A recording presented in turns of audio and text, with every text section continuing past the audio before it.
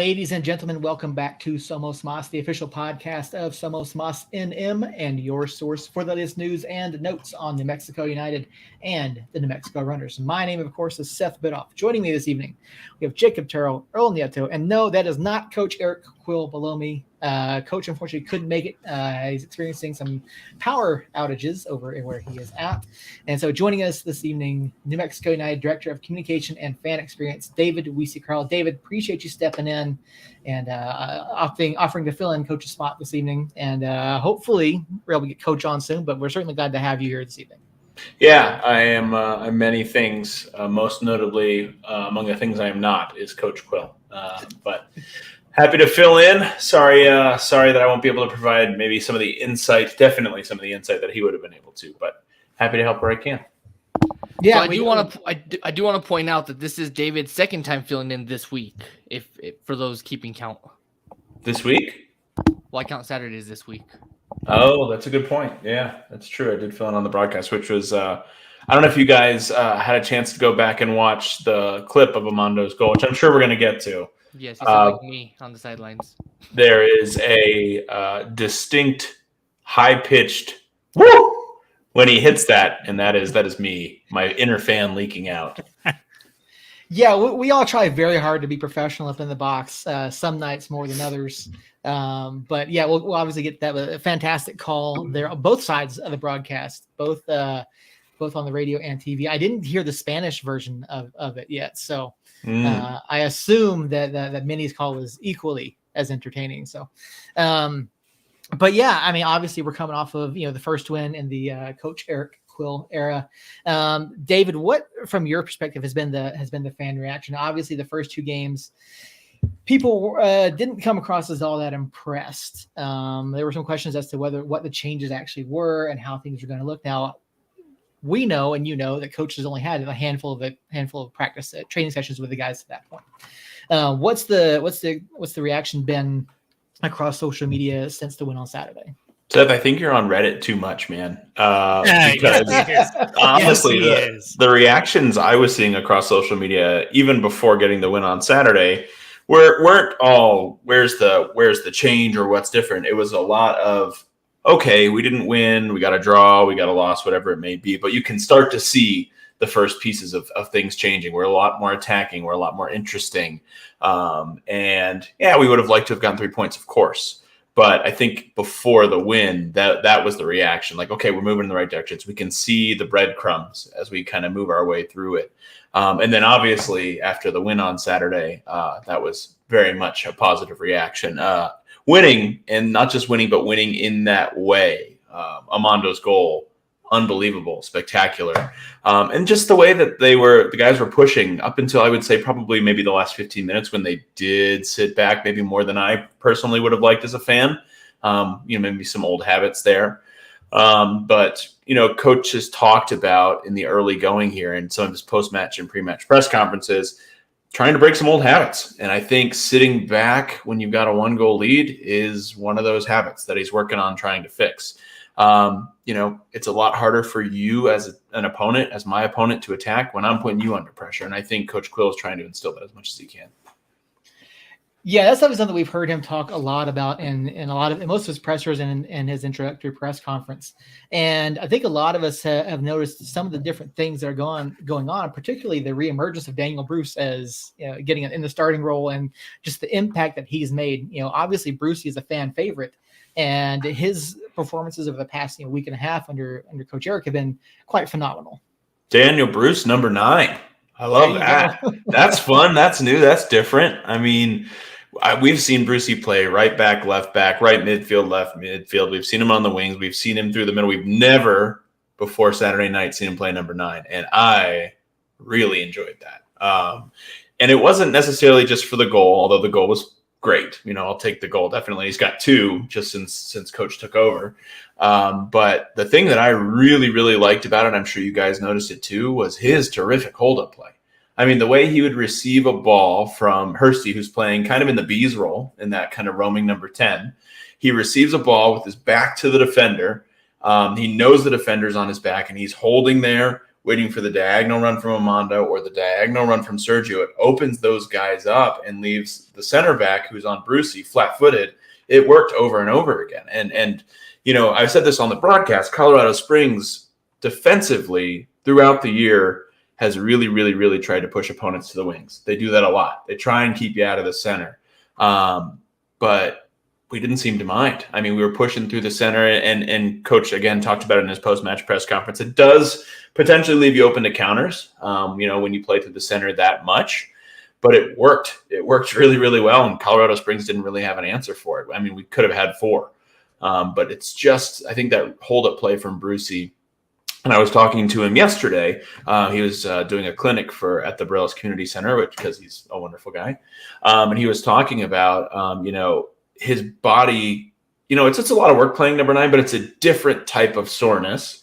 And one that he said he really enjoyed, because, you're playing out on the wings, and he's talking about, you're getting jabs from defenders and you're getting run into in the back and knocked over. I mean, Brucey leads the team in fouls drawn this year, and Harry's a close second. And those guys play in similar positions out on the wings.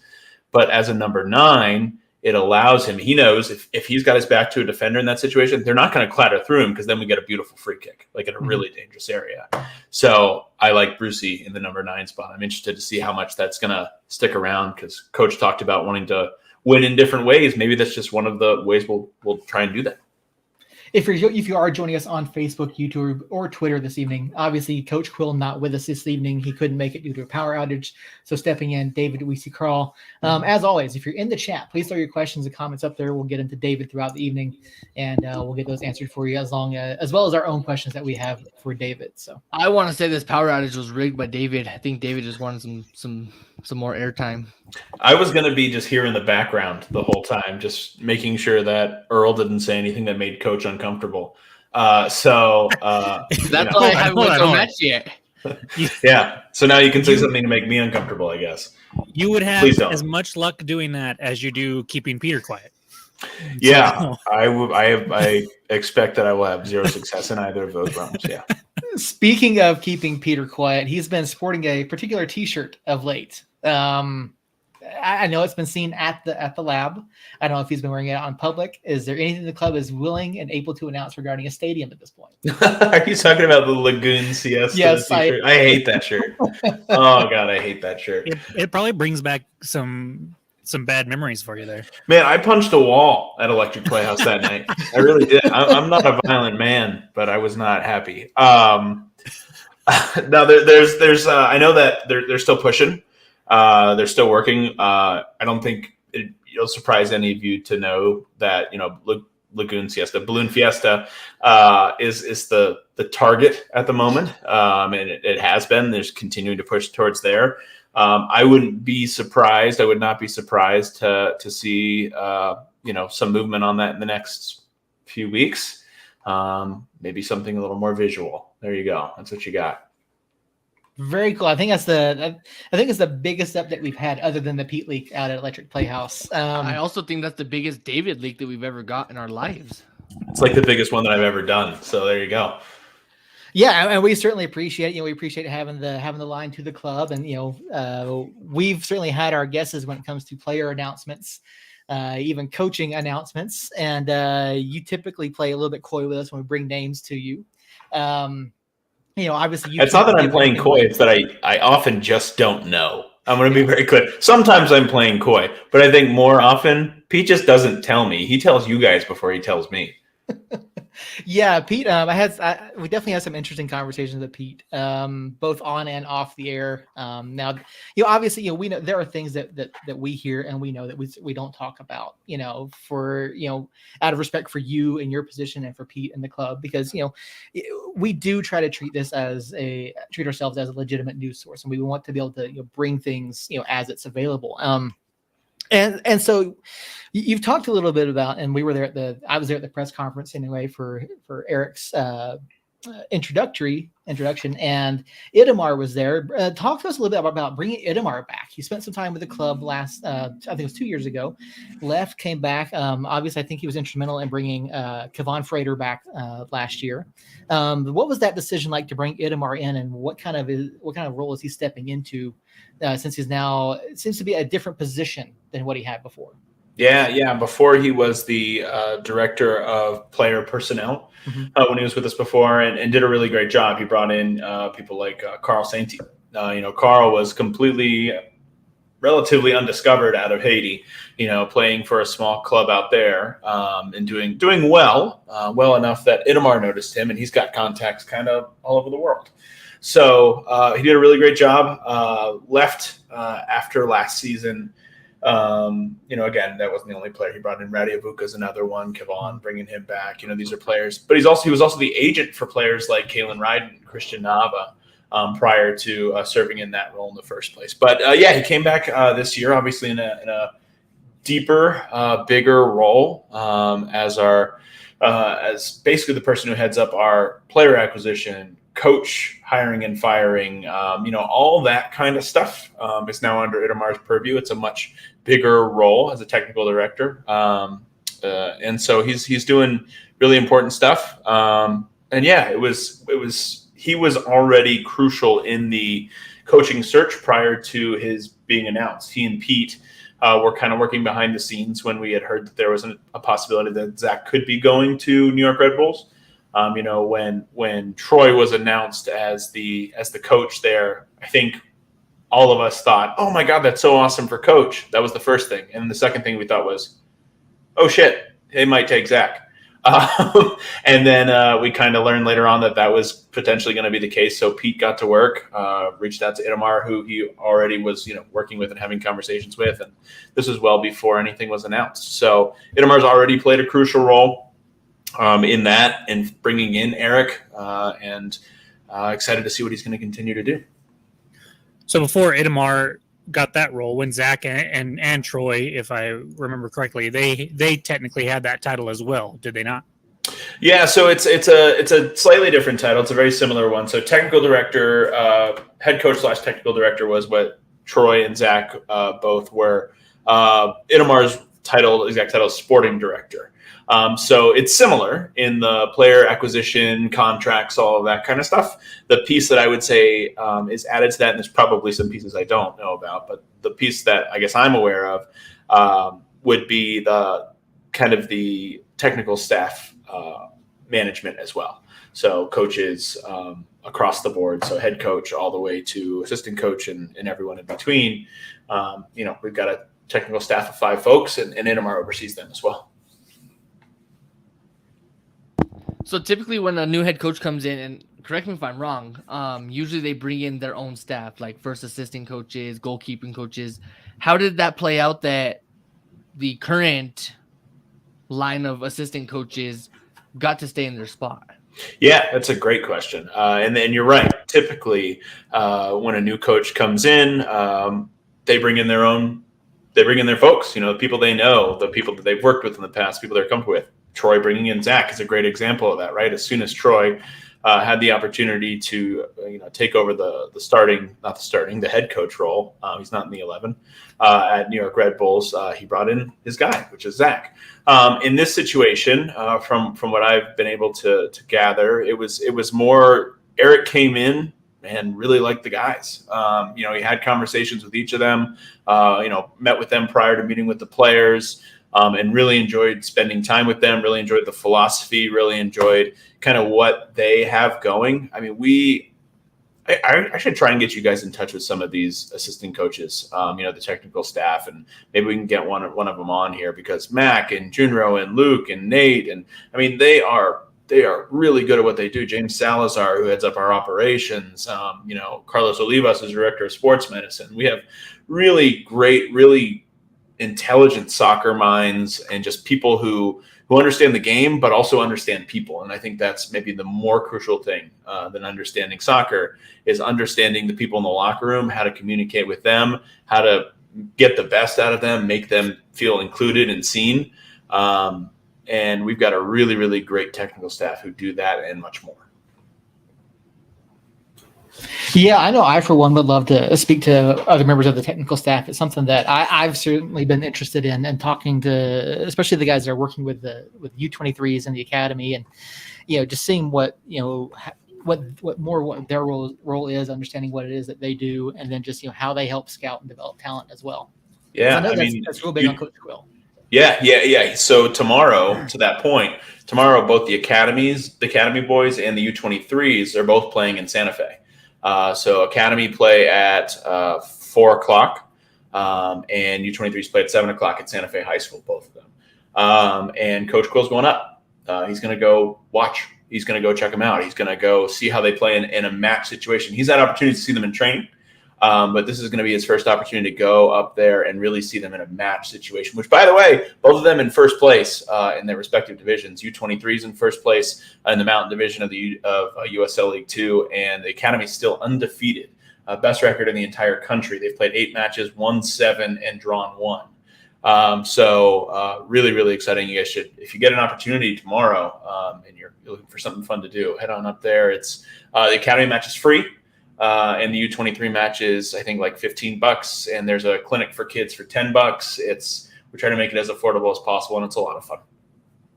Yeah, the Academy has always been a high point for United since its inception, and obviously the U23 is doing well. Also, I will say the USL League 1 website, League 2 website. I'm sorry, League 2, maybe League 1 as well, but both the websites for that are just terrible to navigate.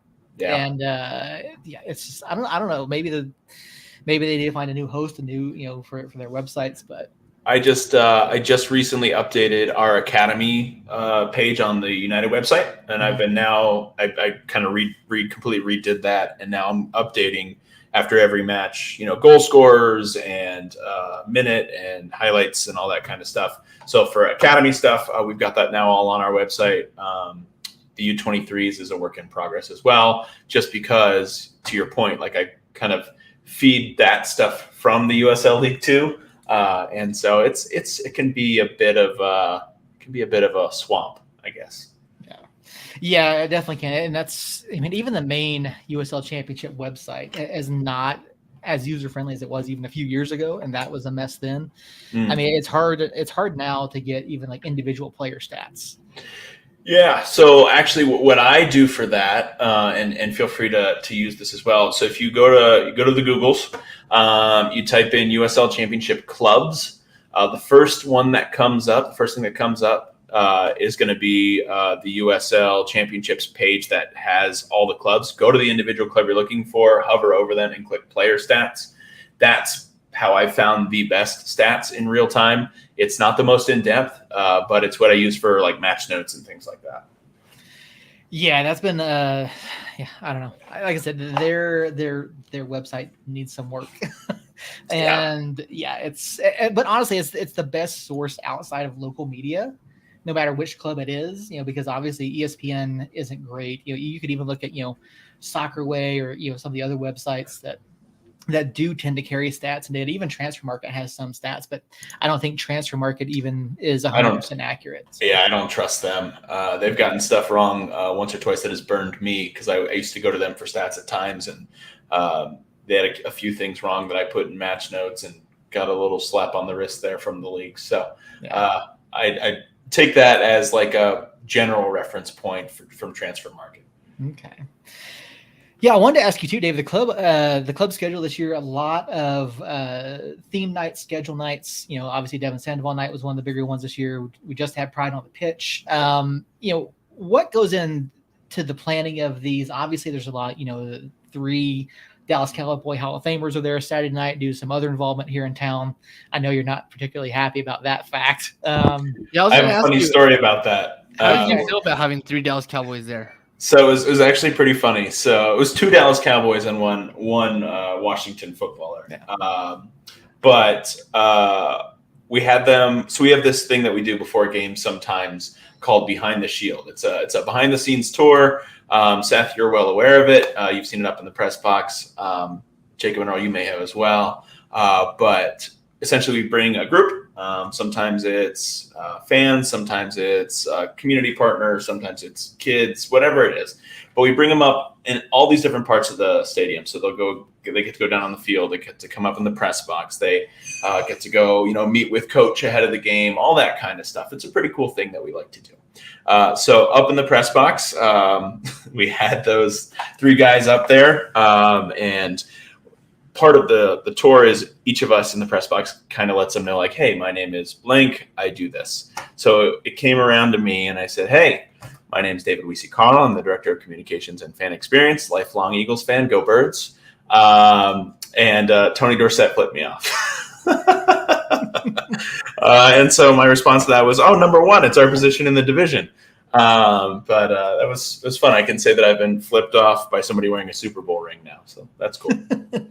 Great life achievement there. But yeah, get back to the theme nights. So talk to us a little bit about what goes on with that. I've heard Jules give the speech as far as what she does, on match days and leading up to that, and her involvement with player appearances.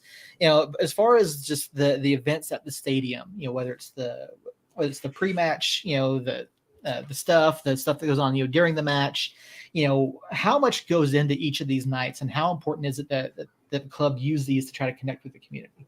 Yeah, absolutely. I wish I could have Jules here to answer that question, because she does so much towards making that happen. I mean, she dedicates, I can't even tell you how many hours to some of these theme nights. But as far as kind of deciding on what the theme nights are, let's take it back to early, when we get the schedule, right? So typically, we'll get our schedule late in the year, December, certainly. And from there, we start thinking about, all right, these are the dates, these are the opponents. What are we trying to accomplish here, right? And we know we've got a few theme nights like Meow Wolf Night, like Pride on the Pitch, that we want to do every single year. Those are some of the bigger ones. But then, all right, what can we do that's different this year? What can we do that's fun and exciting? What can we do to bring people in who otherwise might not have a reason to come to a United game, right? Maybe they're not soccer people, right?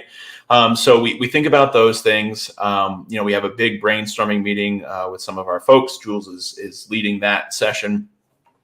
We have a lot of conversations about that.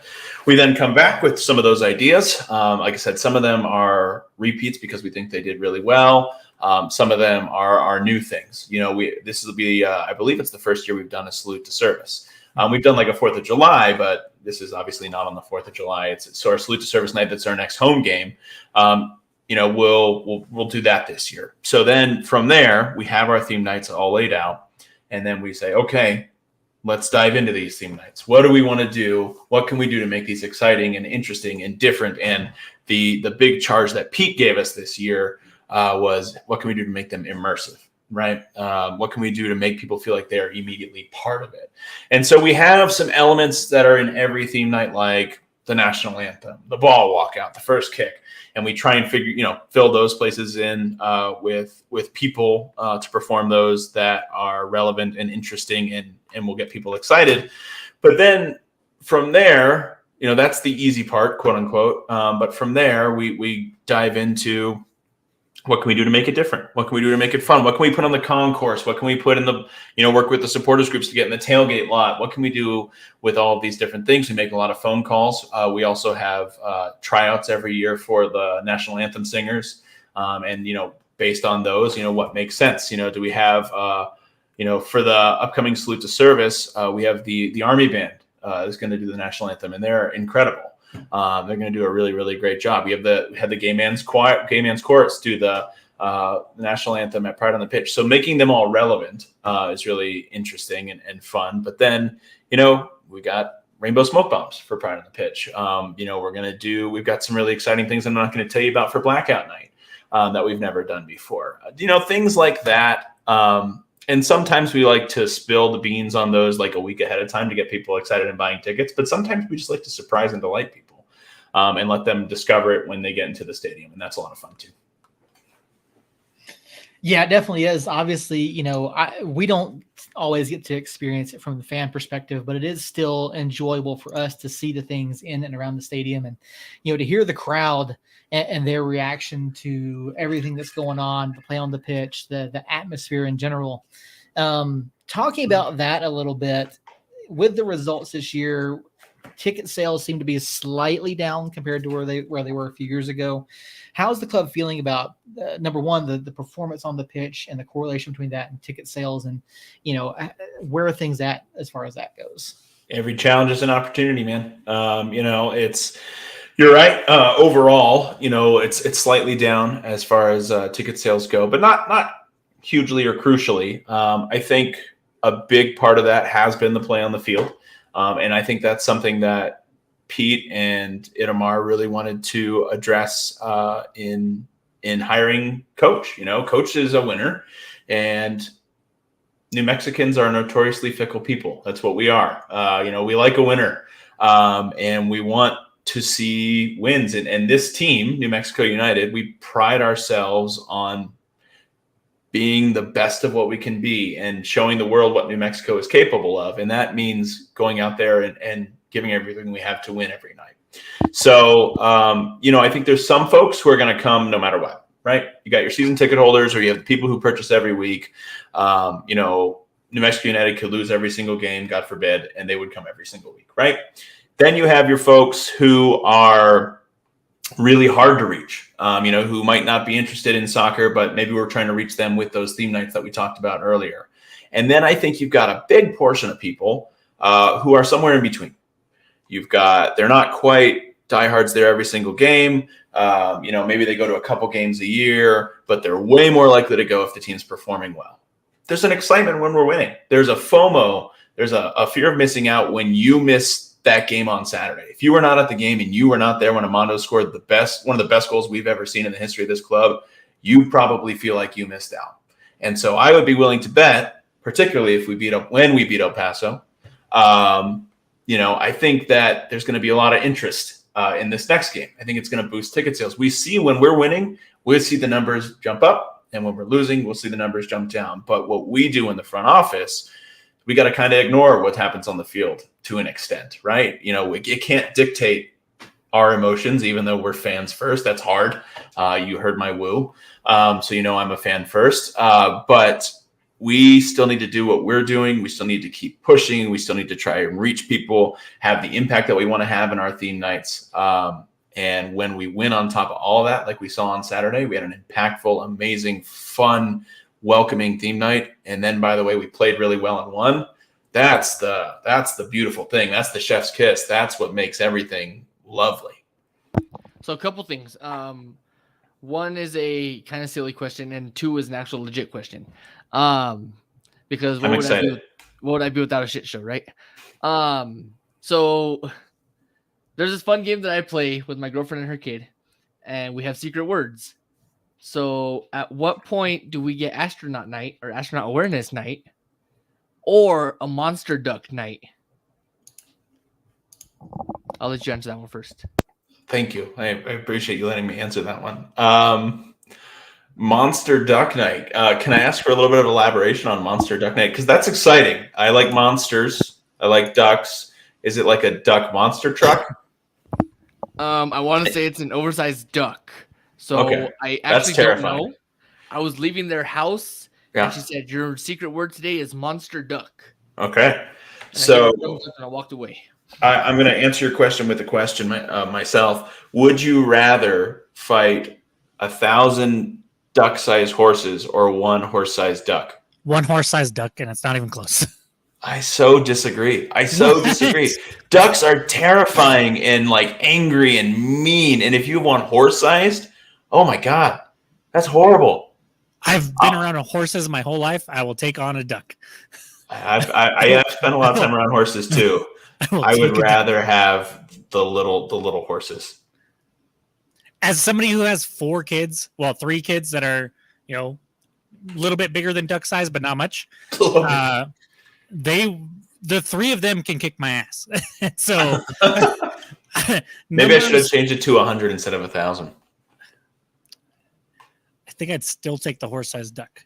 You ever see that? They used to have this game. I don't know what game it was actually called, but I've seen videos of it where you can pit random things against each other and they fight each other. It's like 1,000, 10,000 Roman soldiers against one howitzer tank or something like that. And they would play out the video. It used to be on TikTok. It was pretty cool. My God, where did I start here? Oh, also astronaut night. I think that the Galactic Ambassadors would like that quite a bit. That'd be pretty cool. We've got SpaceX. Yeah, there you go. Maybe some tie-in down to the spaceport down there. Yeah, I like that. Who knows? I've been told a horse-sized duck. That's the text response I got to that question. So yeah, I disagree, but that's okay. Yeah, I'm with you. I'd much rather have the small horses than the duck-sized horses. Then you can just kick them. Just kick them away. Exactly. You know how fragile horse legs are. Yes, Stephen is correct. Horses like racehorses, notoriously, if they break a leg, what do? You take them around back, and that's not actually a thing that happens, but that's what happens on the farm, right? Horse breaks a leg, you take them around back, and you go to a nice farm upstate. This is a family show. They go to a nice farm upstate. I'm just saying, horses' legs are very fragile. If they're that small, just kick them. That's it. I do not condone kicking small animals, by the way. You're going to kick 1,000 of them, your leg will fall off by the time you kick all of them. I mean, it'd be pretty tiring. You're going to have to kick some of them twice. I think Earl and I changed it to 100. It's still a lot of kicking. It is. Correcting David, and I don't usually correct David. They don't go out back. Ferdinand taught me that they go up to the eraser shop. Oh, yeah, there was the glue factory. This is getting dark, you guys. I do not condone violence against any animals. Animals are wonderful. Don't kick horse-sized ducks. Or duck-sized horses, either. Either one. So my girlfriend's daughter, a.k.a. my bonus daughter, said it's a monster duck is a big monster duck, is really big like a cow or a horse, and it's also very mean. Interesting. In my experience, cows are typically very nice. And my experience is absolutely no thank you. Yeah, no, that's scary. So my other question, my legit question is...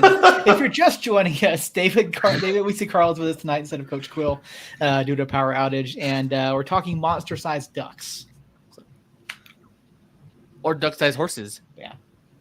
However you want to look at it. Either way, transitioning into actually what we're here for. No, Steven, none of us play soccer. Well, David might. Not well. I referee, so I'm more of a tennis guy. I'm more of a golf guy, if you ask me, but that's... Oh, foot golf coming up. Yeah, let's talk about that here real quick before, or let's get your question first. Yeah. So David, I got a question. I don't know if you can answer it or not. If you could even touch on it. Duck-sized horse. Okay, deal. So third head coach that we've had, we have a certain friend of Jacob's, really. His name starts with a C. Shout out Cole. Shout out to Cole, because it's rent free in Jacob's head. He's notorious for the hashtag whatever coach we have out. Can you allude to how much that affected any of the coaches that we had before, or if that even got to them before? Yeah, ultimately, look, it comes down to what Pete / Itamar, are looking for in a situation like this. And I can't say for certain, but I really doubt that they're seeing hashtag pick your coach out and saying, oh man, this fan thinks we got to get rid of this coach, so I guess we got to go.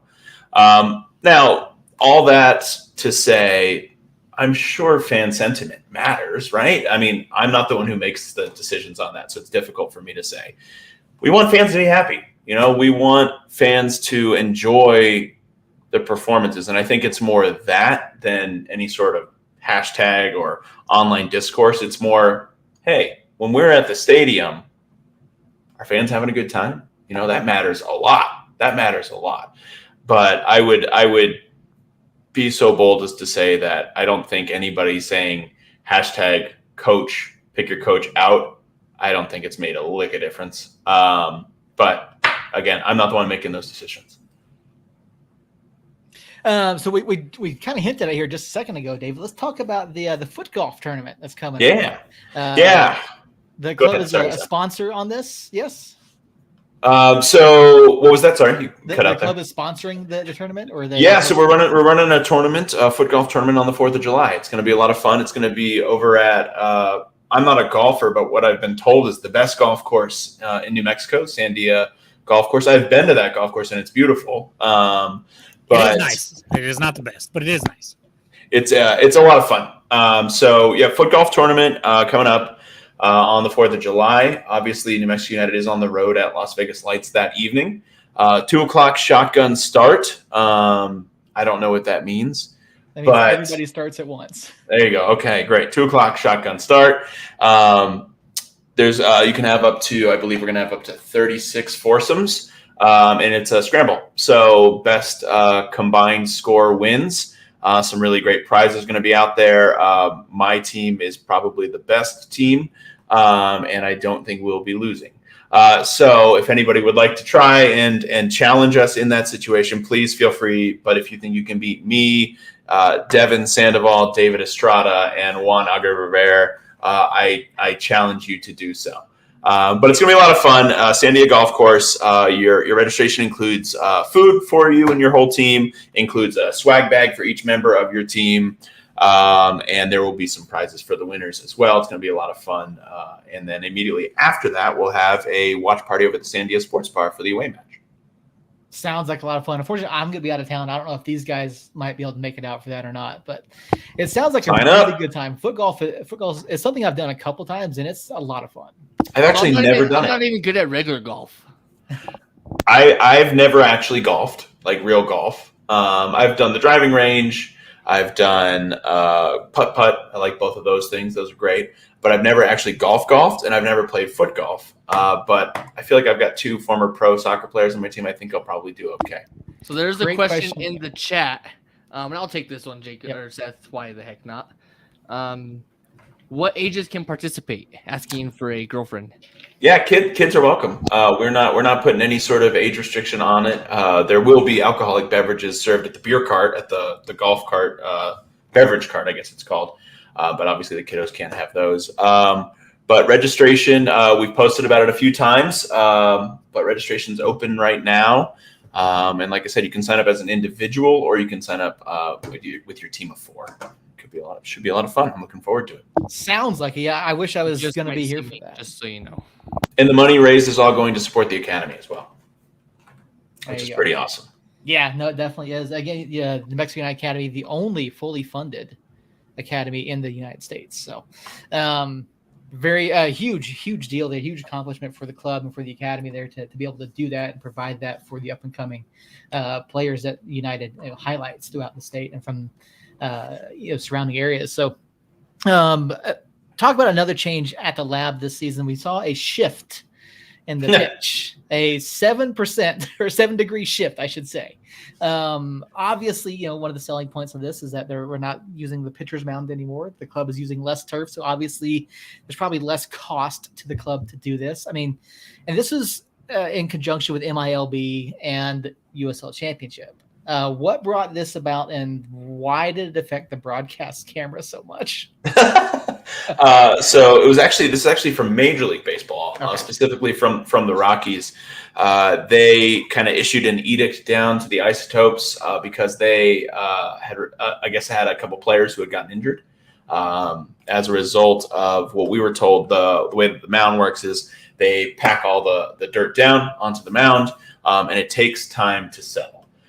So when the mound has to come up every other week or every third week or whatever it may be based upon the schedule, that doesn't give the mound time to settle. So when you have players pushing off of there, pitchers throwing a pitch or going to field a pop fly or whatever it may be, you kind of have more of a looser dirt there and it can result in injuries, and apparently has resulted in injuries. So the Rockies issued that down to the Isotopes.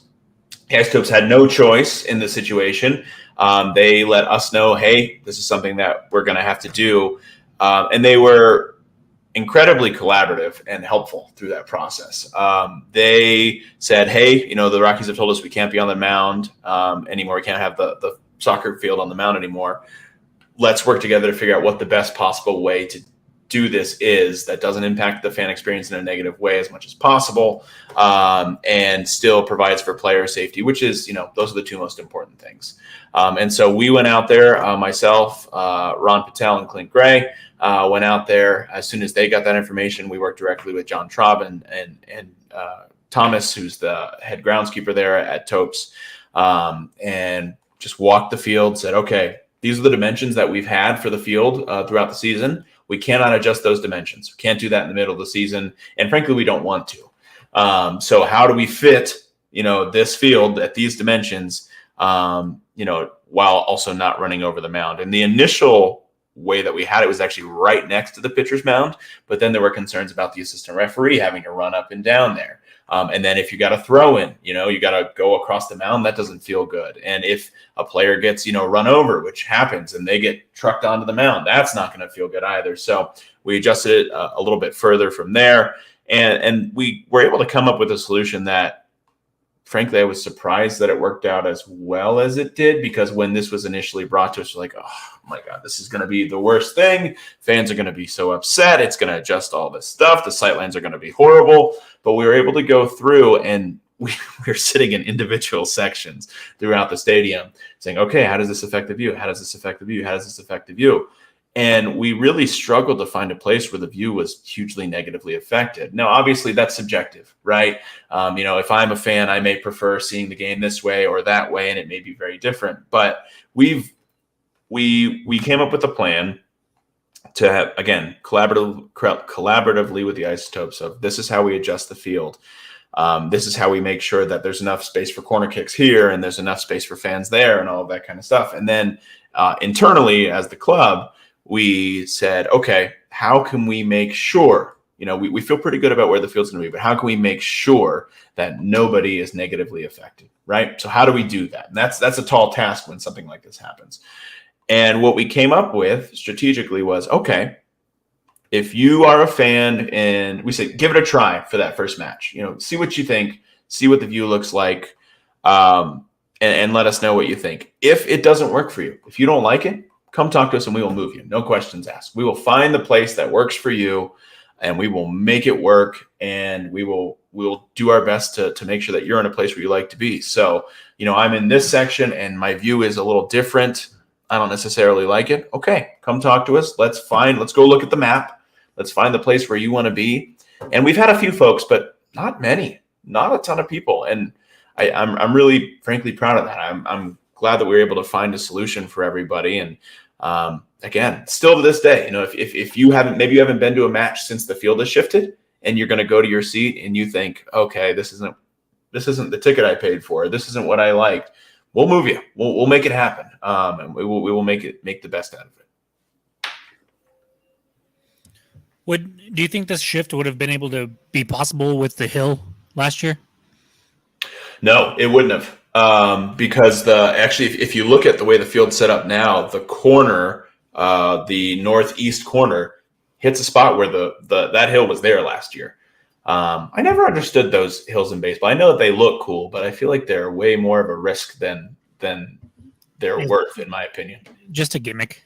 Yeah, it's a weird gimmick. But yeah, no, it wouldn't have worked last year. So I guess the timing is kind of perfect in that regard. And it is obviously the thing I'm going to always say, one more reason for us to have our own stadium and not have to worry about something like that. Yeah, no, absolutely. And like you said, there may be something in the coming weeks about that. So, I mean, let's stick with the pitch itself. Let's talk about the play that we're seeing. Well, obviously United back on the road this weekend, El Paso, El Camino Derby Day, whatever people call it now. I've heard Camino, was it Derby del Camino Real, and I've also heard the Rio Grande Derby. Yeah, I've heard that one as well. I know that one was pushed pretty hard back in 2019, 2020. Yeah. And it's kind of shifted a little bit. Looking ahead, obviously, we talked we've talked off air, we talked, in person. We did our prediction show a number of weeks back, and none of us, at least the three of us and Harry Austin out of San Antonio, none of us were big on El Paso this year. I was thinking about that the other day when I saw them hit 12 unbeaten. I remember because I watched that episode, and I remember thinking, I don't remember who it was, but one of you three, I think, had El Paso in last place, or maybe it was Harry. I don't know, but somebody had El Paso in last place, and I don't think anybody expected them to do as well as they've done. Certainly, no, not with the roster turnover they had, and then with coaching change yet again. To me, they've just vastly outperformed expectations. This will be the second time playing them this year. What do you think is different now? Do you think Coach Quill coming in, having a full week with the club, do you think that makes a difference going up against El Paso? Yeah, I think it does. Obviously, you guys are well aware. Coach came in, had like 2 days to train, and then had 3 matches in a week. He hasn't had the opportunity to really train with these guys full time. And I'm excited to see with a full week of training. I agree, Josh, beat El Paso always. But a full week of training under his belt with these guys.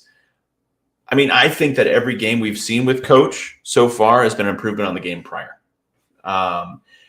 And so I'm excited to see, again, with a week of training, a week of implementing his style and his strategies, and players playing here where maybe they haven't played there in the past, and different formations and attacking style, and staying on the front foot and possession heavy offense and all of these things.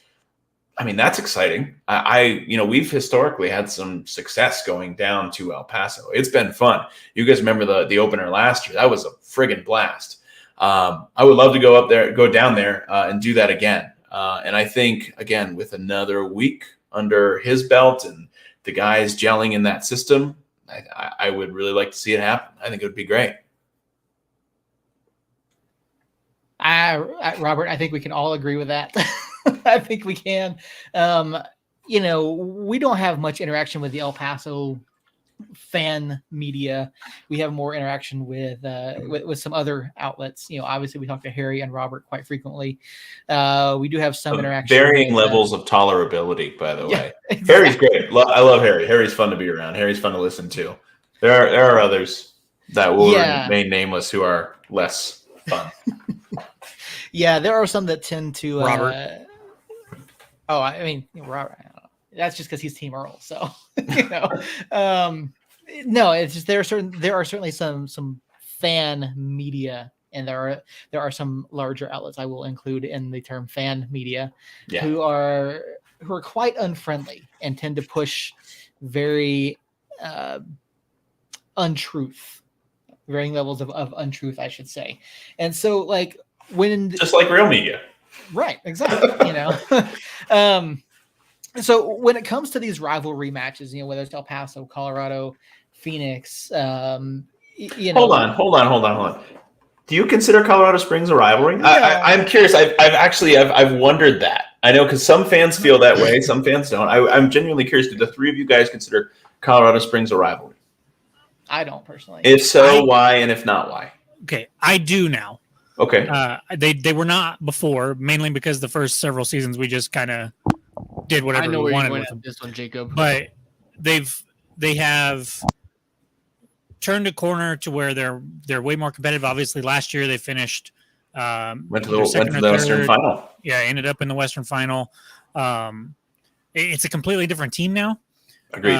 For the most part, but what really cemented it for me was a Twitter exchange between Seymour and Romario Williams early in the season, and then the only thing about it is it typically doesn't get as chippy as Phoenix and El Paso do, but we did see some chippiness. Obviously, there was some back and forth. Sergio, if you ask some people, should have got a red. If you ask others, a yellow is what he deserved. And so I think they're coming around as somebody. I think anytime you're that close in proximity, and we have played them a lot. They were in our pod or whatever you want to call them for both those shortened COVID season, and then the season after where we didn't quite fully up. This is what happens when we move the time up. My kids are not asleep yet. Sorry. That was my fault. And then we didn't even get coach. So it's okay. I'll be right there, Sander. So when you play them that many times and the games are close, the record is close, at least recently, and then you get that chippiness in there. I think we have to qualify it as a rivalry game to an extent, but there's obviously different degrees of rivals. Sure. And so they're a rival, but they're barely a rival if you want to. So yeah, I'm on the same boat as Jacob.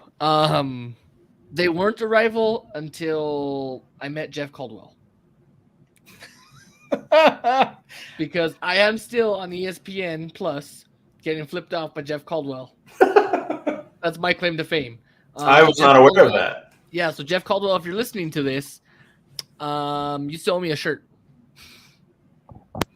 Yeah, so I mean, Seth, where are you on it?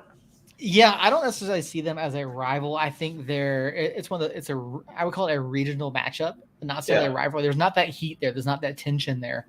And yes, they, like Jacob said, they have turned a page, but I don't see it as a rivalry. But that's what I threw them in there because I know some people do see that. Yeah, as the situation. I think I agree with you on that, Seth. I think just from what I've seen, I think the Colorado Springs front office tries to push it as a rivalry to try and sell tickets, which is reasonable. That makes sense. We've seen that from them. I have never, as a fan, taking off my front office hat and putting on my fan hat, I've never really seen Colorado Springs as a rival as a fan. Phoenix and El Paso certainly. In season 1, it was just Phoenix for me. Like, want to beat them all the time, and I believe still want to beat them all the time. And then kind of El Paso developed into that. I like that from Adam. It's a Chile thing. And then, I think the longer we continue to play them year in and year out, to Jacob's point, I think the more towards a rivalry it will probably maybe eke. But, the win the other night was our 10th against them, the first team we've beaten double digits. And they have certainly gotten a lot better since the stadium. Since they got their stadium, I think it was a big influx of commitment. It seemed from ownership and, putting dollars towards players. And I mean, you guys remember the first few years, they were not good. We played them 6-7 times and we won every time except once. Mm-hmm. Actually 10 wins, Josh. If you count the last one, and I'm including one Open Cup match in there, obviously. So 9 in the league.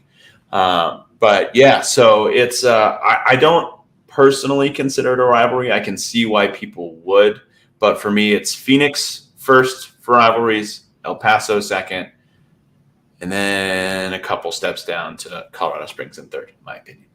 It also doesn't help the rivalry with them that their fans are probably the nicest ones that they're great fans. I love their fans on a regular basis, anyways, and so we've got a very good rapport with the. But that's the way rivalry should be, in my opinion. I mean, like I've gone up to El Paso and Phoenix and seen people who haven't been the nicest, and that's not fun. And they've got every right to defend their space in whatever way they want to. It wouldn't be the way I would choose to do it, and that's fine. But I like going to Colorado Springs, and even if there is like that feeling of rivalry there, there's the thing that they said in Minnesota when we went up there for the Open Cup match was drink 90 drink. I love that. Have a beer before the match, hate each other for 90 plus minutes, then go have a beer after the match. That's my opinion. I love that. It's the way it's been when we've gone to San Diego. It's the way we've been when we've gone to a lot of away games. When in between the lines, I hate your guts. I can't stand you. After the match, let's go get a beer. I love that. Unless you're from El Paso. Yeah, then whatever. So, would I ever tell you about the time year 1 when I almost got in a fight in El Paso? No. That was fun. It's before I worked for the team, so there's that caveat. So after the game, we'd won, by the way, or we might have drawn. I don't remember, actually. I'm pretty sure we drew in year 1. I think we may have in El Paso. I think we drew. We drew down there, and then we won here. I think that's what it was, yeah. So a group of us were down in El Paso, went out to a couple bars, a little bit of a bar crawl, hit a bar, had a drink, hit a bar, and had a drink, and then went to a third bar, which we did not know at the time was El Paso's home fan bar. So a bunch of us, probably 20 to 30 of us, walk into the bar, and I see all these El Paso people. Again, I don't work for the team. Caveat that. I see all these people in El Paso Locomotive jerseys, and what do? I yell, "Somos!" And we hear the Unidos, and we do that thing. And this two guys come up to me and like, "Bro, you can't come in here." Like, they're getting in my face. "You can't come in here." And I was like, "Okay." And I just walk past them and I go to the bar. And then they like start following me, and like one of them grabs me. And I'm not a fighter, you guys. I'm just throwing that out there. I've never claimed to be. I'm a lover. I love my team, and I am very passionate about that. Love my team and love my community. But they like grabbed me, and I'm like, "Oh, great, here we go." I've also had a couple drinks. And the only reason I probably didn't get my ass kicked that night was because 10-foot tall Ron Patel stood up. And they saw him and they're like, "Oh," and they backed off. Because if it wasn't for that, I probably would have had a really rough night. But then we sat there and we had our drinks and we did our thing. So, yeah. Great story. So thanks to Ron Patel, I still have all my teeth. Ron Patel, like he's a big guy, but like knowing him personally, like he's also a teddy bear. Yeah. He's I mean, I'm sure he could handle himself in a fight, but he's not a fighter. But they don't know that, right? They just see this giant man and they're like, "Oh." So he's the Iron Giant is what he really is. There you go. Yeah. Little flower and everything. So the whole direction I was going with that is, dealing with, no, that's perfect. No, I love the story. I think it's fantastic. Dealing with like out of town media. I mean, obviously, we've had interactions, getting passes, down in El Paso and other places, and El Paso. Trying to get me in trouble, Seth? No. I'm trying to get you in trouble. El Paso is quite strict with their access. You actually have to have two different passes to be able to be like one for on the field, one for off the field. And it's a little bit of a hassle.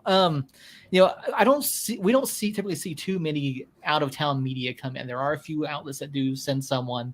When it comes to dealing with out of town media, what's the direction from the league as far as handling that in terms of credentialing and make sure they have the access they need? And you don't have to give names. And has there ever been a time where you had to deny access to somebody for something? I have never denied access, and that's really important to me. I will if I need to, but as somebody who I am a former journalist, I am really proud of that. It's the most important thing I've done in my career. Maybe not my favorite, but the most important. I think that the tenets of journalism are the fabric of who we are as a country. Freedom of the press is crucial, and access is crucial. And so I think, as a bit of an aside, I think that when I was a reporter, I found that a lot of public information officers or directors of communication, people serving in kind of a similar role to what I do now, instead of doing what they could to assist journalists, they served as roadblocks. And I hated that. I thought that was wrong. And so I vowed that when I made the switch from journalism over to the communication side, that I would never do that. That I would be, "Hey, I like that. Thanks, Josh." But I vowed that I would be a resource, that I would be helpful, that I would, try and provide the access. Like the whole reason we were going to have Coach on, and I guess the electricity hates journalism, but that stuff's important, man. And I get really passionate about that, so I don't want to get on my soapbox for too long. With that said, as far as the league is concerned, kind of their rules and regulations, they really do allow kind of the teams to kind of serve as their own confederacy, in that they allow them to kind of make their own decisions in a lot of those spaces. Now, if you're just denying somebody because you don't like them, they may step in and say something. But I don't think they really want to get involved in that. Matt Fisher heads up broadcast for the league. He's a great guy. As far as on the communication side, Nicholas Murray and Will Coons, and Greg Lawless, excuse me, head up on kind of the communication side of things from the league level. They're all super helpful and great resources for us from the team perspective. And I've had situations in the past where I'm not going to name any names, but there was one fan journalist who was particularly consistently critical and frankly defaming the club. And that individual requested a credential, and I spoke to the league, and I was like, any recommendation on what to do here? Because I don't want to deny anybody. I don't. But if you're going to have somebody who's going to come in and they're just going to be talking smack about the club the whole time, that's not journalism. That's just fanning out. So that I kind of had a little bit of an internal turmoil on that. The league essentially said, like I said before, it's ultimately your call. You can make that decision. And ultimately, I decided to allow this individual in. I credentialed them and everything went fine. Like I said, I've never denied. I don't plan on denying unless something crazy happens.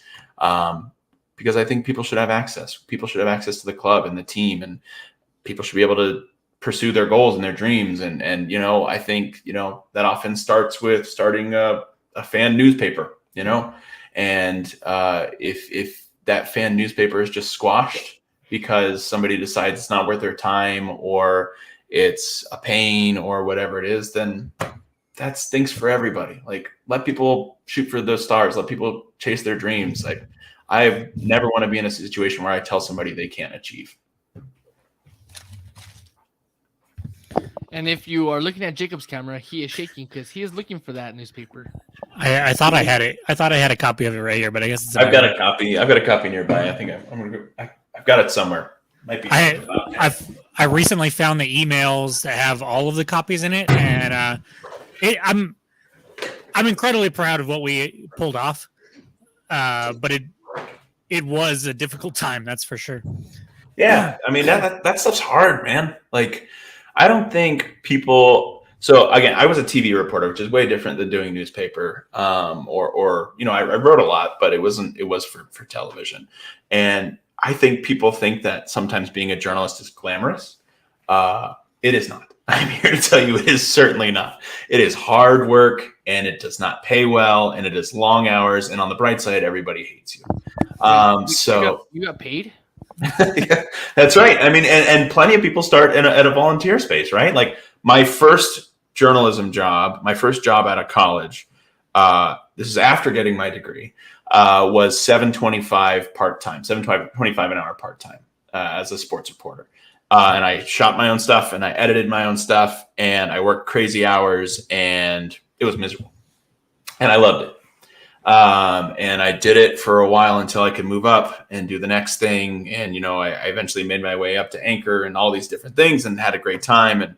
But if I was to tell you that was easy, I would be lying. That is hard, but it is important. And that's, like I said, that's why I'm never gonna, unless something crazy happens, I don't plan on ever denying a credential request.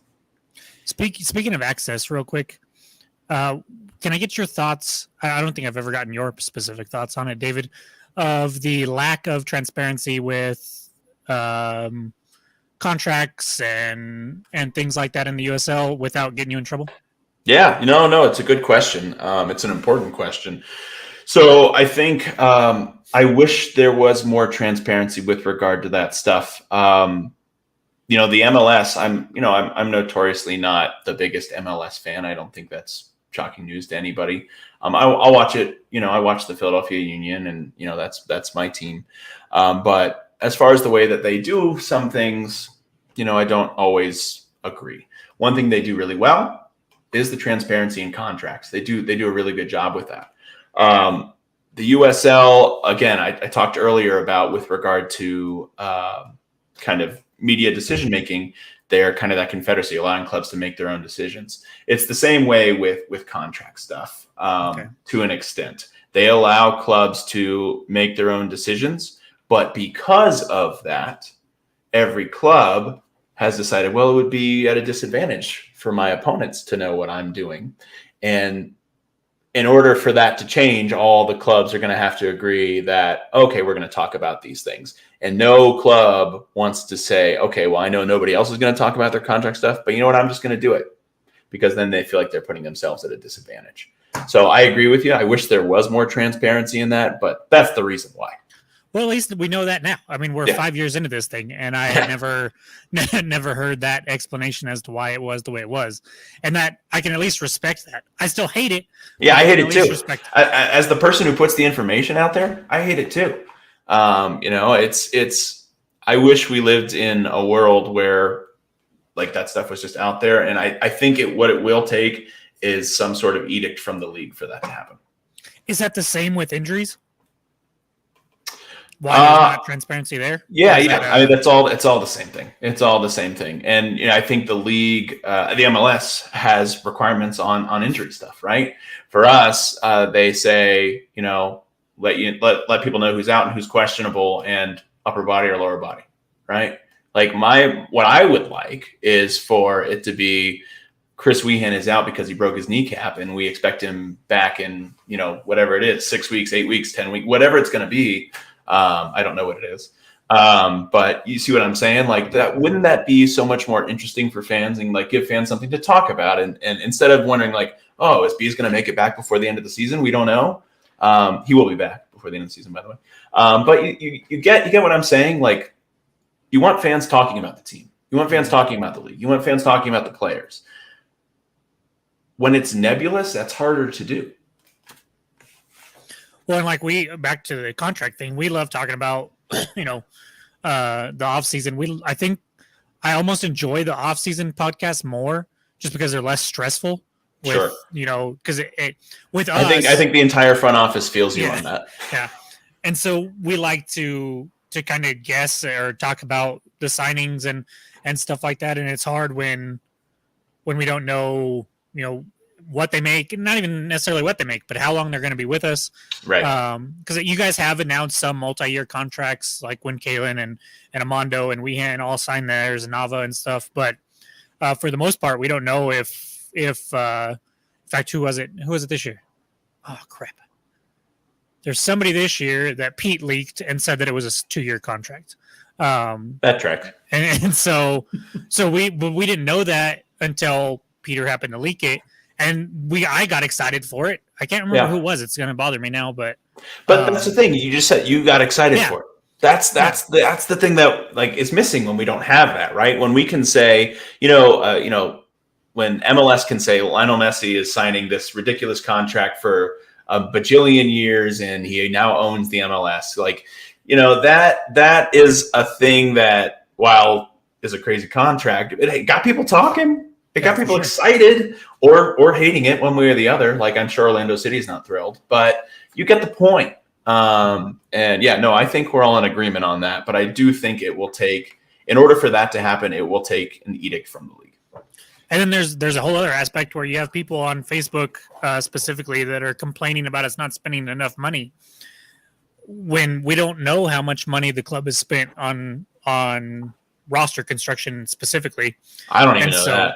Right. I think Pete at one point said during after the CBA came out that every New Mexico United player was making somewhere high 5, low 6. Okay. I think Pete said that at one point. That's news to me. You knew more than I did. It's not like guys are making minimum wage. Right. So I mean, I don't think we're the bottom of the barrel. I certainly think we're spending more than Colorado or maybe not Colorado this year, but maybe Loudon or something. Sorry, go ahead, Jacob. My argument the whole time to that guy was, look, we know we spent a record transfer fee at the time to get Weehan back from Orange County. We know Kalen coming when he joined us was the best center back in the league coming from our Real Monarchs. We know Santi was on a pretty lucrative contract when we brought him back because it's the same contract that he signed with Phoenix. He just transferred to us. Hurst was top of the League One when he signed with Phoenix, and we know Phoenix spends money, so we know he probably had a decent contract, especially because strikers get more money. So we have to be, upper mid would be my guess, but without knowing what everybody's contract is, or not just with our club, but with all the other clubs. It's impossible to prove that, and it would just be another fun talking point for us here on the podcast, for fans, especially during the off season, to be able to go off of, and at least now I know that, hey, club doesn't want to say because it'll put them at a disadvantage, or could put them at a disadvantage, which makes sense to me.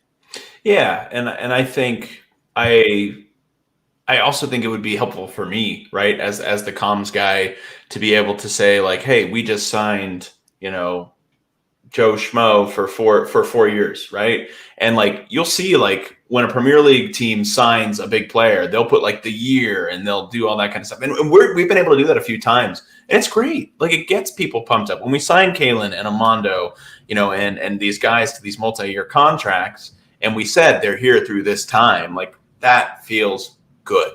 Like, right? It allows fans to have some security in knowing like, I can get that player on the back of my shirt because I know he's going to be here for a while. I do that with Arsenal. I was just about to say that.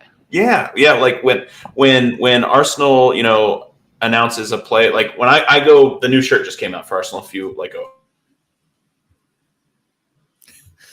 There it is. All right. So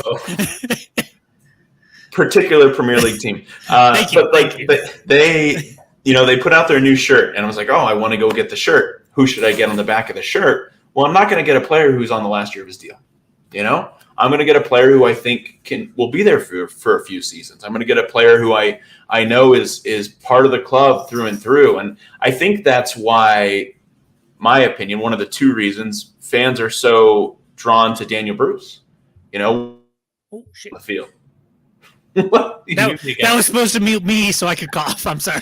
But I think that's one of the two reasons fans are so drawn to Daniel Bruce as a player, right? First is his tenacity on the field, always going after. It's not that he's the most talented player. It's that he's so New Mexican, right? And it's funny because he's not from here, but he's so New Mexican. He's constantly fighting. He's constantly going after it. He's constantly going up against players that are bigger than him, maybe stronger than him, but he's not afraid, right? That's number one. Number two is that he has just dedicated himself to this community. It's the same thing with Josh Suggs, right? He's dedicated himself to this club and this community, and people feel confident that he is going to be here and that he is part of this team and the fabric of this team. And I think that's why fans are drawn to Brucey. And good point there from the chat. Multi-year deals are relatively new in the USL Championship. I mean, even when we came into the league, it was all pretty much one-year contracts. And that's not just for us, but the entire league. There were very few multi-year deals. It's starting to grow more. And who is that? Is that Robert? Yeah, it's Robert. Robert's right. It does add stability to the league. And that's important. It allows us to be more viable going forward. And you might ask, why are multi-year deals more stabilizing for the league? Think about it. Let's say, Earl, you're a great player and we sign you to a 4-year contract, right? Sign you to a 4-year deal. You continue to grow, you continue to get better, you continue to kick ass, and through the first season of that contract, then all of a sudden somebody in Europe comes calling like, hey, we want to sign Earl. Well, great, we've got him on a 3-year contract. You got to pay for a 3-year contract, not a 1-year contract. You can't get him on a free if we just had him on a 1-year deal. All of a sudden, that's more money coming into the team, more money coming into the league. It's stabilizing for the league. You have the opportunity to sell on and bring that into the USL ecosystem. Multi-year deals, when they're done right, are incredibly stabilizing. And one of the great things about USL is that money goes to the teams, to the clubs directly, not like MLS where it goes, to the league as a single entity owner. Huge distinction. Yeah, absolutely. And when I talk about some of the things that I don't like about the MLS, I'm not an MLS hater. They do some things really, really well. But I wholeheartly agree. That's super important, that it allows you to have some more identity in your own community. It allows you to, I'm now, as a fan, excited when we sell on a player. One, because I'm excited for them to go on and achieve the next thing in the next big league, or, whether that's in Europe or MLS or somewhere else. But in addition to that, I know that when we sell that player on, that money's coming right back to the team, and we can reinvest it in whether it's players or facilities or whatever it may be. That directly benefits my club and my community. There's only one person who I can care less that got signed onto an MLS club, and that's the 18-year-old who's seen some shit. David, that would be Diego Luna, just so Okay. And look, I don't care for the guy. I don't like that he came from El Paso, but he is actually playing really freaking well for Real Salt Lake right now, and I hate it because it's El Paso, but I love it because it's a USL player. And anytime USL players do better or do good in other leagues, I get happy about it. We talk about the contract transparency. We know because MLS has the contract transparency that Diego Luna has a sell-on fee.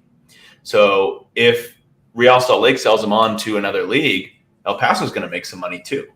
That would not have been the case if he was sold to another USL team. We wouldn't have known. So that's fun stuff to know. Like that's really cool to know. I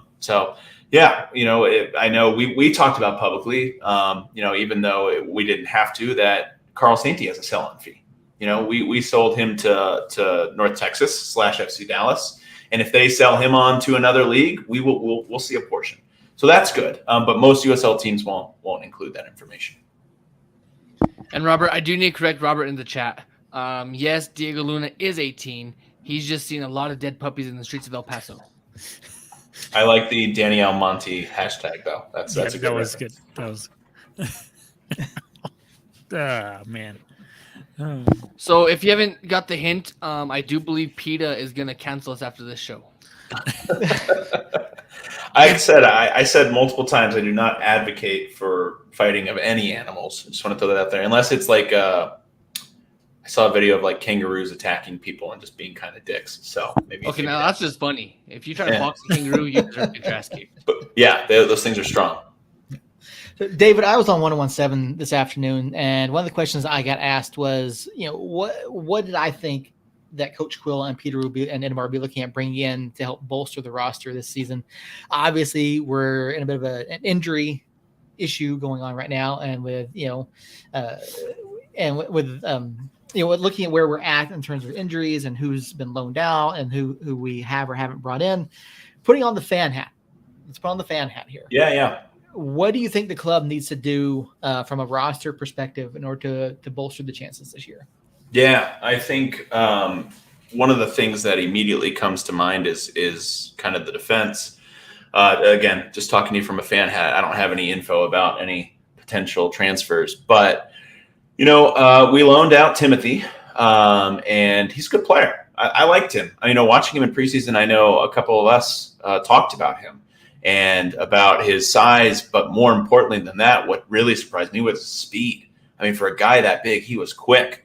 And that's where a lot of our injuries have been on the defense. So if I'm a fan, that's the first place I look personally. I think that, Daniel Bruce might be the signing of the season all of a sudden at number 9. We didn't expect that from him, and he's been a lot of fun. So I think we have some depth there. So that's probably the place, just my opinion as a fan, that I would maybe be interested in. Yearsy's been hurt, and Will got hurt, and fortunately it looks like Will's already back. It looks like Yearsy's going to be back as well. So hopefully it won't be quite as crucial. But also Milo Gravanian did really well the other night. Losing Suggsy was the absolute worst because he was going to break 20,000 minutes that night. And I'm hoping he's ready to go for El Paso. That would be great. But in his stead, I think Milo played really, really well. When he first came into that match, when Suggsy got hurt on Wednesday night, I think he did really well, kind of invading the passing lanes and blocking those off and then distributing really well. I think he struggled in that first match with 1v1 matchups. But I think in the match on Saturday when he played the full 90, he really remedied that. And I thought his 1v1 defense, was significantly better, while, again, maintaining kind of that level of excellence on kind of blocking the passing lanes and distributing well, which are really the three things you want in that position. So it's nice to see that we may have a little more depth there than maybe we previously knew. And I hope Milo continues to do well in that space while Suggsy gets back on the pitch soon and breaks the record, because he's only a few minutes away from 20,000 for his career, which would be only the second player to ever accomplish that. And then once he gets to 20,000, there's only 77 minutes more to the all-time record, which is 20,077 for all-time minutes. So excited to see him do that. He's had an incredible career. Long may it continue. I'm pumped to see him do that. Yeah, I know we were up in the box the other night before Suggsy got hurt, and we were all just rooting for him to to be able to keep going. And I think he's 30 minutes away now from. Yeah, it's something. It's around there. It might be like 24 or something. Yeah, I know. It was a real bummer to see him come out, but hopefully he's doing well. He said, Will's back. Austin, Yearsy's possibly back this weekend. Bees is going to be out for a little while. Obviously, we know we don't have Nava for the whole year. Mm-hmm. What about Kyle? I think Coach said Kyle is getting close to back as well. So, and he'll be again. We talk about that's where our injuries have been largely on the back line. So we'll take that depth. And Kyle's a good player. Yeah, I know. I really enjoyed seeing the play that he's done so far this year. Outside of that, over the past 3 matches with Coach Quill, it looks as though he's kind of invigorated the guys in a sense and getting the ball forward a lot quicker. Obviously putting Brucey there, that 9 position has been has been different, been interesting, but we're seeing more service, at least in my opinion, getting in that area. Now, is it always necessarily resulting in a shot? No, but we're seeing more attempts to get the ball into the dangerous areas. And I think that's something that's going to pay dividends in the long run, as long as they can keep doing that. Yeah. So in the 3 matches since Eric has taken over, we've nearly doubled our average final third entries. And I know that sounds like an obscure stat, but it's an important one. We talked about a lot. We talked a lot about possession, with Eric, and that's something that he likes. He likes to have the ball a lot. But after that first match, the first half of that first match, we had 75.4% possessions, the highest possession percentage that we've ever had in any half in the history of this club. And I brought that up to Eric in the post-match press conference. I said, "Did you know that?" He's like, "No, I didn't know that." But he said, "We can have all the possession we want, and that's really great. But what are we doing with it? Because possession in your own defensive third all the time is not that helpful. Possession where you're consistently back passing and then you turn the ball over is not that helpful." He talked about the word he used was verticality, going forward, making chances, using that possession to create space, bringing defenders in so that somebody's unmarked. You can create spaces, you can have give and goes, you can attack, right? That's the crucial thing. And I think we're starting to see that more and more again with those final third entries, right? It's not just these hold the ball, long ball over the top, hold the ball, long ball over the top. Sometimes it works, most of the time it doesn't. And then the other thing I would just add to that is at times in the past when we have that situation, right, we've got the ball, we're kind of risk averse, we're a little scared of going forward, taking those risks. So what happens, right? We pass the ball back, we hold possession, we swing it around, and maybe we get a half chance, but then we'll turn the ball over, we concede. It feels bad, right? Because you've got this kind of neutral, big negative. But if you're taking the risks, you've got the ball, maybe you do swing it around, but then you find the pass in between, you get those give and go passes. Those are exciting things. You're going from neutral, negative, neutral, negative. You're going neutral, positive, negative, positive. And those negatives aren't sticking out as much, right? Where if you've gotten all these neutrals and then one negative, the negative's going to stick out. But if you can throw in those pops of positive, all of a sudden that's what's sticking out. That's what's exciting. That's what makes the football fun to watch. It's when you have the risk and the opportunity. And also, that's just who we are. We take risks as New Mexicans. We try, we fight. That's what we do. So I didn't blame fans one bit for getting frustrated with all kind of the back passing and the not going for it. I get the frustration. Sometimes you have to pass backwards, right? You got to hold on to the ball under pressure, and that makes sense. But why? What does that back pass do to allow you to find a way forward? That's the question we should always be asking. I was expecting Earl to come in with some back pass canter there, but I'm still trying to figure out how many negative, positives. I mean, it was like counting cards for Earl over there. He was very lost. Speaking of taking chances and working at verticality, El Paso's a very good defensive team. They've been very good all season long. They don't necessarily give up a whole lot of goals. I will say though, they are at their worst at home. Yeah, which is weird. They're unbeaten on the road. They have their only 3 losses this season have been at home. That was to open their season. Now looking ahead to Saturday, I mean, this is probably going to be one of the tougher matchups we have here in the coming month, at least in my opinion anyway, because I look ahead to Las Vegas on Tuesday. And I mean, Las Vegas is going to Las Vegas. You never know what they're going to do. And maybe they'll do a money drop at halftime again. Who knows? But I'm really intrigued to see what happens on Saturday. And I think this is one that, despite El Paso's form, I think we can go in there and put an end to it. I agree with you on that. I think it's not going to be easy, but if you had told any of us a couple months ago that we would be looking at El Paso away as one of our toughest matchups, I think we probably would have been a little suspect. I don't think, again, to the earlier point that you guys made, where you guys did your prediction show and you guys all had them out of the playoff picture. I think one of you might have had them barely sneaking in. I think Earl, you may have had them sneaking in. But none of us, myself included, expected them to be at the top of the Western Conference right now. So certainly can't take that for granted. They've played really well. They deserve to be at the top of the Western Conference right now. But I do think that we can match up well with them. And I also think that maybe they don't know what to expect from an Eric Quill football team. And so I think all that plays in our favor. Add to that the fact that we've played well there historically. We've had some last minute goals. We've had some fun there. I think we can go in there and get 3 points. I really do. And won't that feel good? It really would. It really would. That was one of the things we were kind of hoping to talk to Coach about tonight. Now we know that he was at the lab for the first matchup between the two sides this year. We kind of want to get his thoughts on his first time being at the helm during the Derby del Camino Real. So, this is one that we've all been around for 5 years now. It's obviously one of the hotter tickets, one of the hotter matchups, and historically it's been a very physical affair.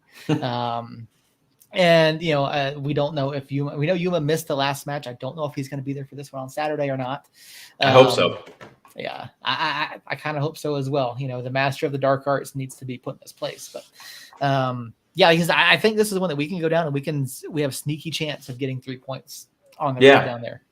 I think so. And it's I think with any new coach coming to a new team, there's a lot of things they need to adjust to, a lot of things they need to learn. I think one of those things is learning about rivalries too, right? Like Eric,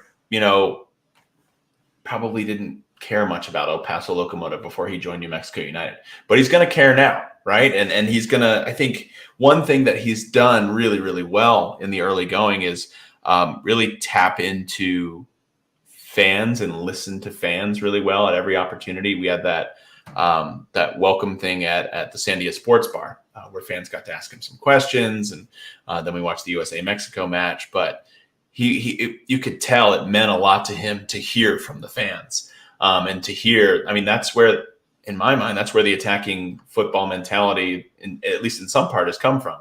He's heard fans want us to take risks, fans want us to go for it, and so when he hears, and I'm sure he already has, that, we got to beat El Paso, he's going to take that to heart. All right, David, as you know, we do scoreline predictions. So we'll go ahead and get that out of the way here for El Paso. And since the Vegas match is on Tuesday night, we'll get predictions on that one as well here in just a minute. Earl, do you have anything to add before we get our scores? So, yeah, you said that El Paso doesn't know, and I think it was maybe you or David, one of the two. You guys said that El Paso probably doesn't know what to do, or probably doesn't know what to expect from a Coach Quill team. Do we know? I mean, we just saw Daniel Bruce plays a 9. No, I love it. And I love it. That's fun. Dude, coaches talked about finding different ways to win. I love not knowing what's next. I historically get the lineup predictions wrong, by the way. So I kind of always don't know what's coming. But I think even more so, I think that's a good thing that none of us are. We can have fun with it. We can do our predictions. We can guess. But ultimately, I want a coach who's going to keep us and consequentially the opponent guessing. Yeah, I agree. Watching the match, and I certainly didn't expect a 4-1, out of possession, and then to see what it turned into, in the attacking half of the game. So it was definitely a fun transition to watch and to see where the players were at and the movements, and it was definitely a different watch from what we've seen over the past few years. definitely going to be some more exciting moments in the weeks and months to come under Coach Quill. So, Jacob, Saturday night, Southwest University Park. What's your prediction? Let's go. Oh, I hope Jerry's listening. I really do hope he's listening. Just so I can get the clown music when I'm wrong. 3-1 New Mexico. 3-1. All right. I like that.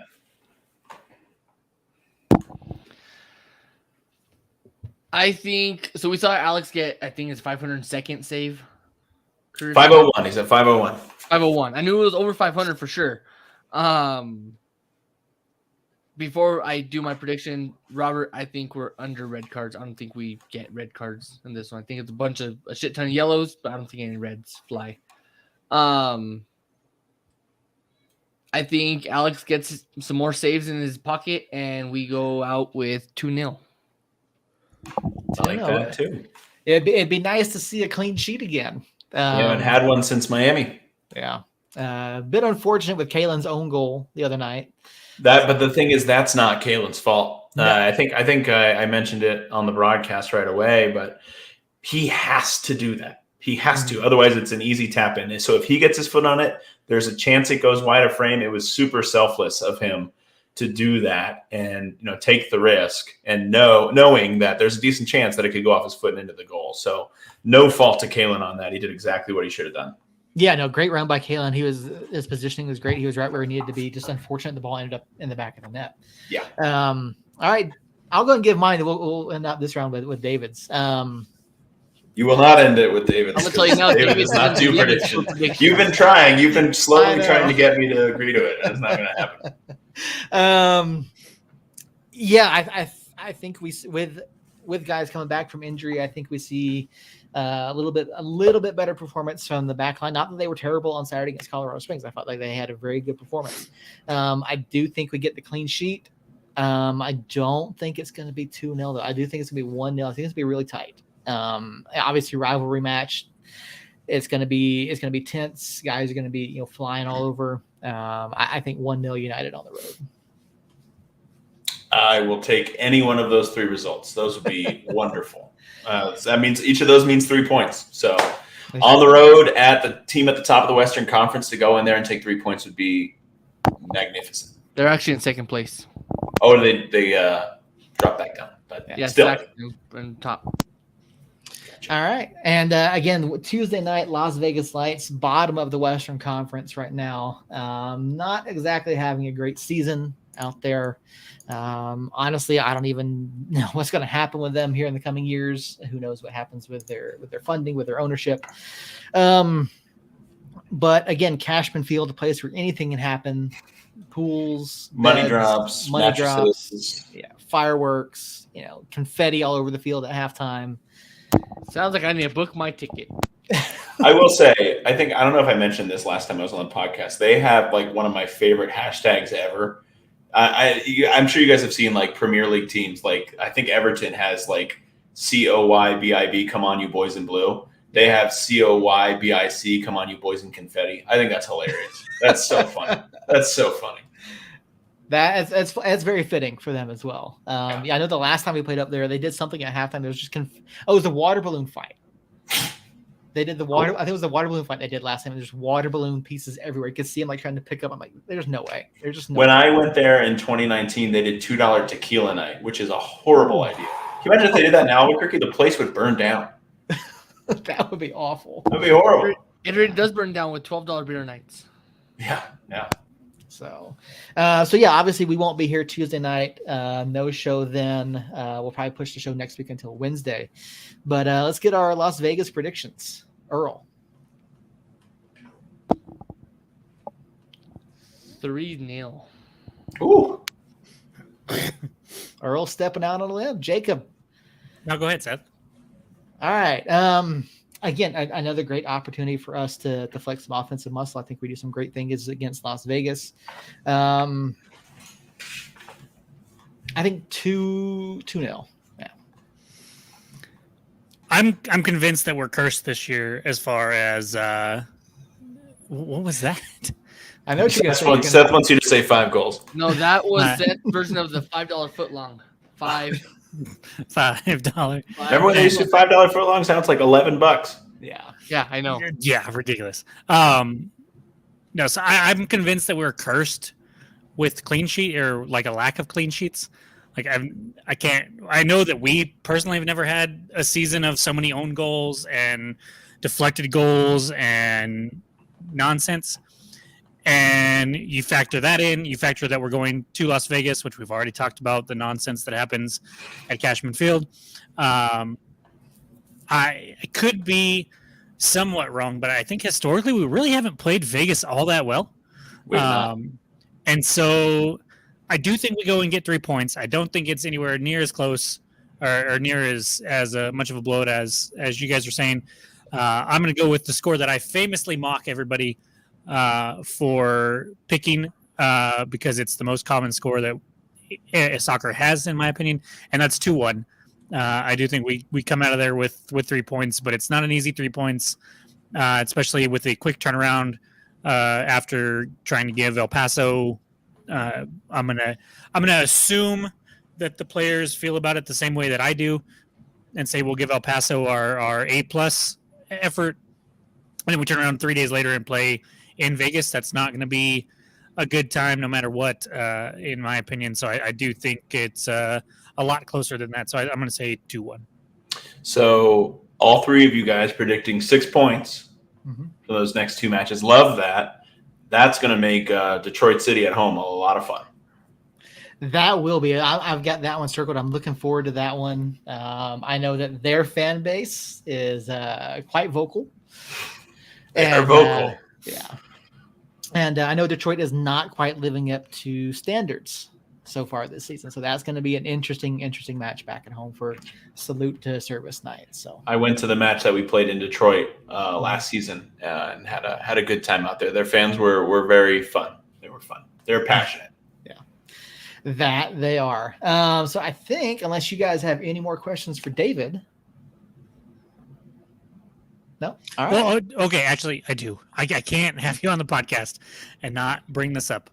Yes, your forehead is a little bigger than mine, but not much bigger. Just a little bit, just a hair. Yeah. I win that battle. What I don't have is 4 consecutive second-place teams. 5. Well, 5? Yeah. Oh, yeah, the team that I muted you for, huh? No. So actually, we've got Eagles, Phillies, Union, Miami Heat. Oh, and Arsenal. Yeah. Philadelphia Union. Yeah. So it was still Arsenal that I was forgetting about on purpose, probably. Yeah. So since you opened up the door, Jacob, before you continue, without me losing my press credentials and my media day, whatever. I was told today that your forehead can land a damn jet. Mine? Yeah. Okay. So who told you that? And there's a reason why I love her. Okay. All right. That's the one. I opened up the door, but that's the only one.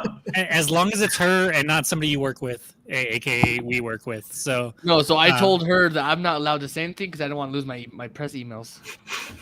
So is this coming from you, and you're just using her as an excuse to say, okay, all right, fine.